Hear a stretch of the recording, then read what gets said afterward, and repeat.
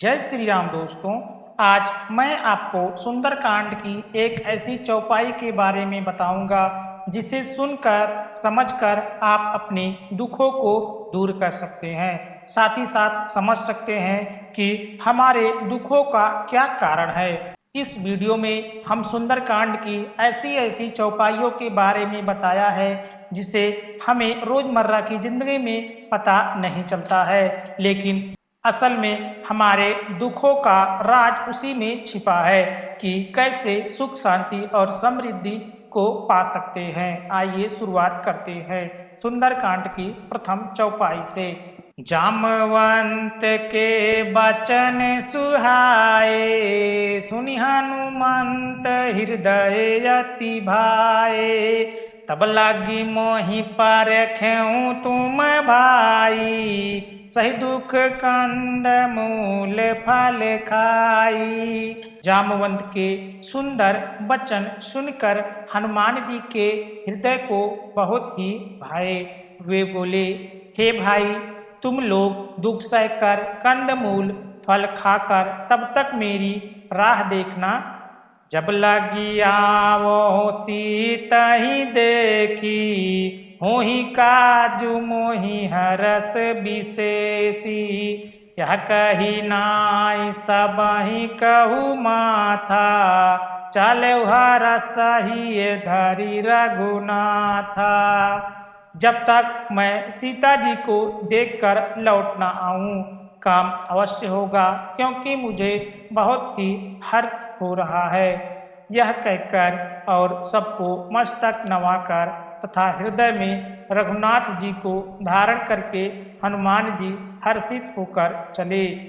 सिंधु तीर एक भूधर सुंदर, कौतुक कूदी चढ़े ताऊ पर।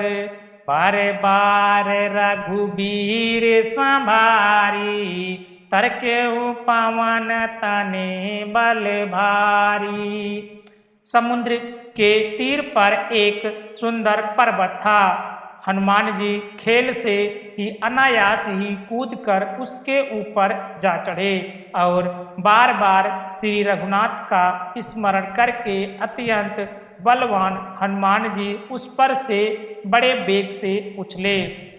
जय गिरे चरण दे हनुमंता, चले सुगा पाताल तुरंता। जिम अमोघ रघुपति कर बाना, यही भांति चले हनुमाना। जिस पर्वत पर हनुमान जी पैर रखकर चले, जिस पर से वे उछले, वो तुरंत ही पाताल में धंस गया, जैसे श्री रघुनाथ जी का अमोघ बाण चलता है, उसी तरह हनुमान जी चले। जलने दय रघुपति दूत बिचारी, तैमाना कहुई है श्रमहारी। समुद्र ने उन्हें श्री रघुनाथ जी का दूत समझकर मैनाक पर्वत से कहा कि हे मैनाक, तू इनकी थकावट दूर करने वाला हो, अर्थात अपने ऊपर इन्हें विश्राम दे। दोहा देखिए। हनुमान ते ही परेसा, कर पुनः कीन्हे प्रणाम। राम काजु कीन्हे बिनु, मोहि कहाँ विश्राम। हनुमान जी ने उसे हाथ से छू दिया, फिर प्रणाम करके कहा, भाई, श्री रामचंद्र जी का काम किए बिना मुझे विश्राम कहाँ। जात पावन सुत देवहि देखा, जाने कहूँ बल बुद्धि विशेषा। सुरसा नाम यही करे माता, पठै न आई कहीं तेहि बाता। देवताओं ने पवन पुत्र हनुमान जी को जाते हुए देखा। उनकी विशेष बल बुद्धि को जानने के लिए परीक्षार्थ उन्होंने सुरसा नामक सर्पों की माता को भेजा। उसने आकर हनुमान जी से यह बात कही। आजो सुरन मोहि दीन यहारा, सुनत बचन का पवन कुमारा।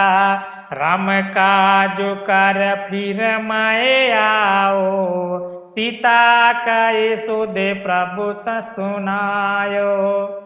आज देवताओं ने मुझे भोजन दिया है।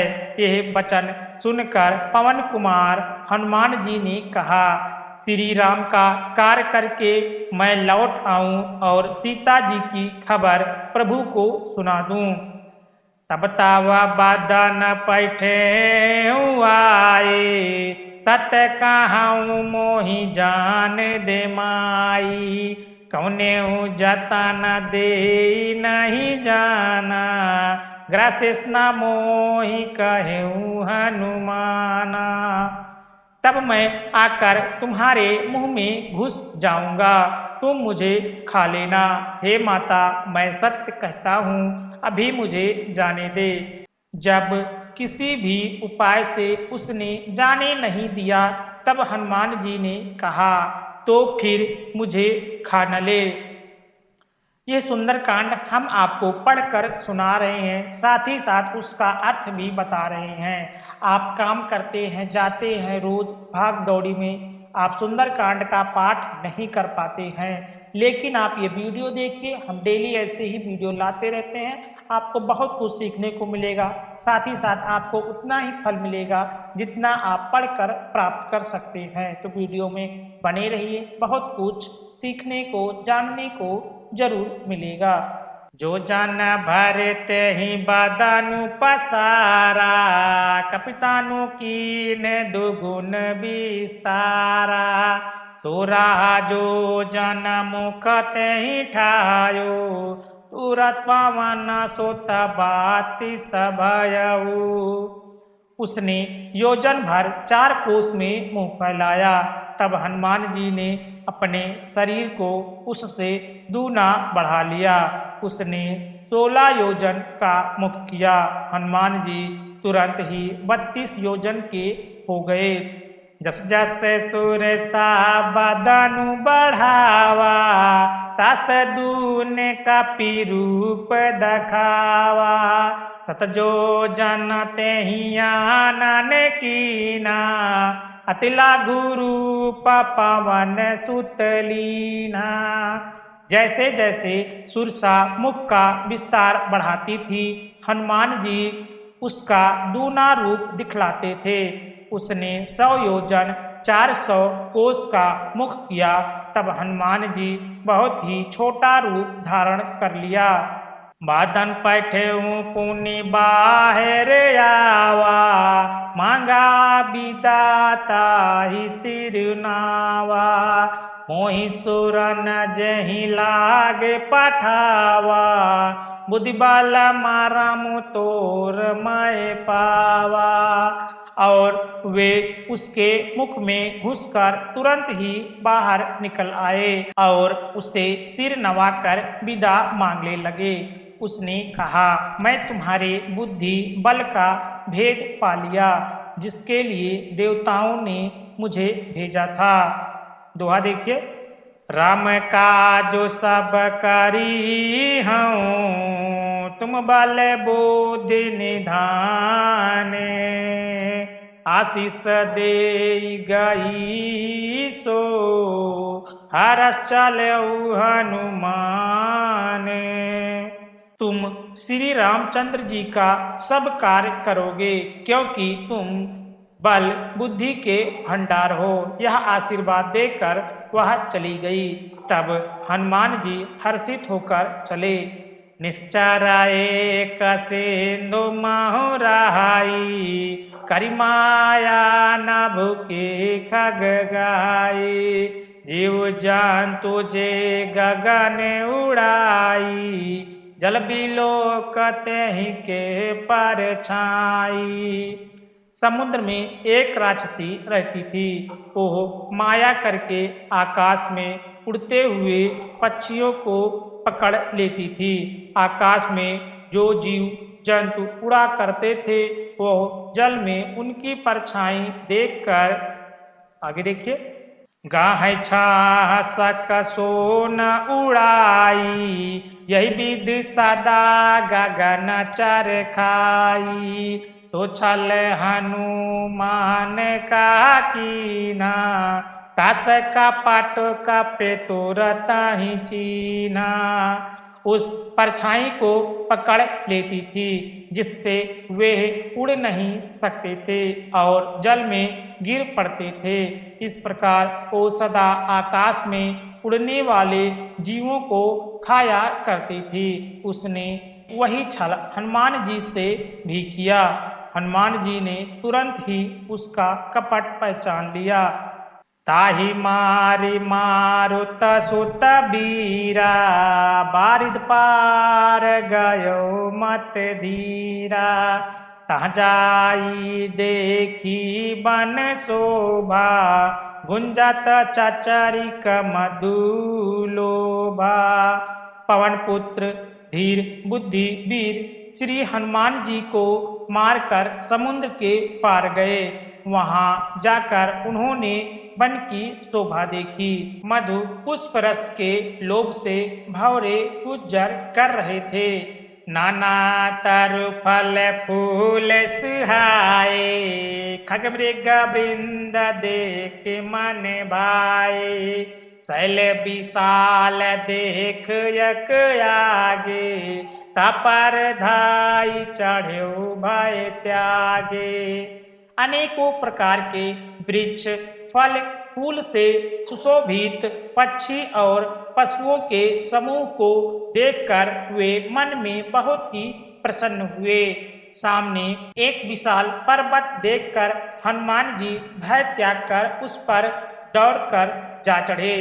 उमान कछु कपि के अधिकाई, प्रताप जो कलही खाई।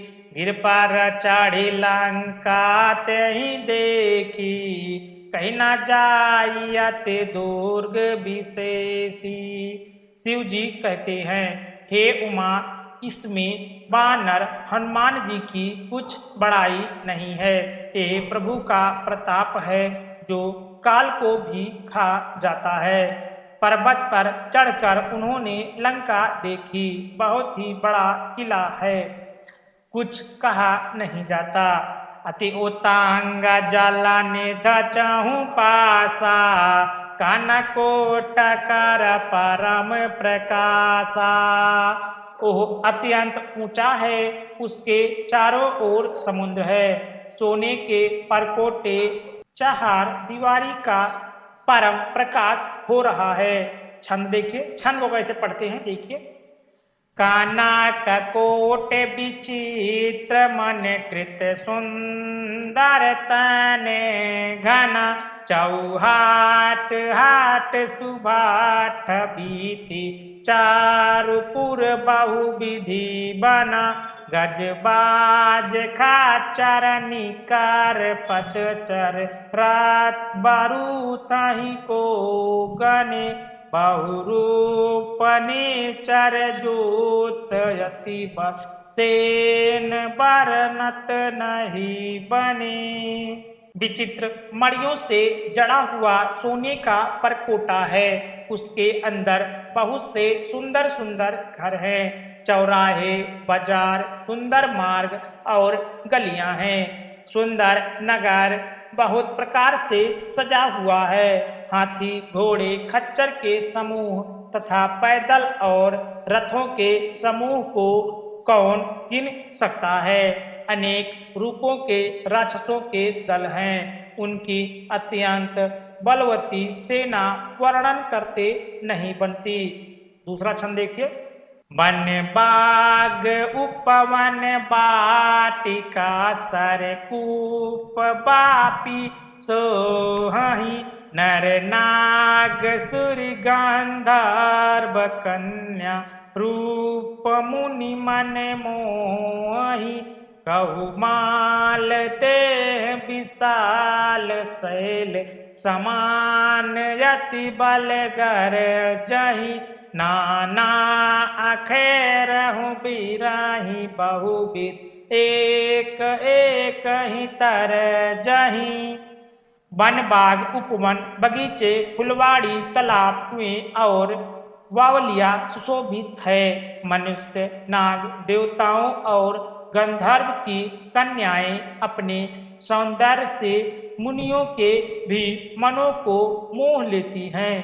कहीं पर्वत के समान विशाल शरीर वाले बड़े ही बलवान मल पहलवान गरज रहे हैं। वे अनेकों अखाड़ों में बहुत प्रकार से भिड़ते और एक दूसरे को ललकारते हैं। करी जतन भटको टही बिकट तन नागार चाहू दिस राक्षही। कहू माही समान सुधेनु खर यज खल निशाचर भाक्षही। यही लाग तुलसीदास इनकी कथा कछु एक है कही। रघुबीर सर तीरथ सरी हहीं त्याग गति पाही सही। भयंकर शरीर वाले करोड़ों योद्धा यत्न करके बड़ी सावधानी से नगर की चारों दिशाओं में सब ओर से रखवाली करते हैं। कहीं दुष्ट राक्षस भैंसों मनुष्यों गायों गधों और बकरों को खा रहे हैं। तुलसीदास ने इनकी कथा इसलिए कुछ थोड़ी सी ही कही है कि ये निश्चय ही श्री रामचंद्र जी के बाण रूपी तीर्थ में शरीर को त्याग कर परम गति पावेंगे। दोहा देखिए 3 नंबर के। पुर रखवारे देखी बहु कपि मन कीन विचार। अवतिला गुरु पधार्यो निस नगर करो पैसार। नगर के बहुसंख्यक रखवाले को देखकर हनुमान जी ने मन में विचार किया कि अत्यंत छोटा रूप धरूं और रात के समय नगर में प्रवेश करूं। आज का वीडियो हम यहीं पे समाप्त करते हैं। मिलेंगे फिर इसके आगे की वीडियो में यहीं से शुरुआत करेंगे। अगर आपको वीडियो अच्छा लगा तो वीडियो को लाइक जरूर करें और हमारे चैनल को सब्सक्राइब करना ना भूलें। ऐसे ही श्री रामचंद्र जी से जुड़ी हुई कथाओं और सुंदरकांड हम आपके लिए रोज लेकर आते रहते हैं। जय श्री राम दोस्तों।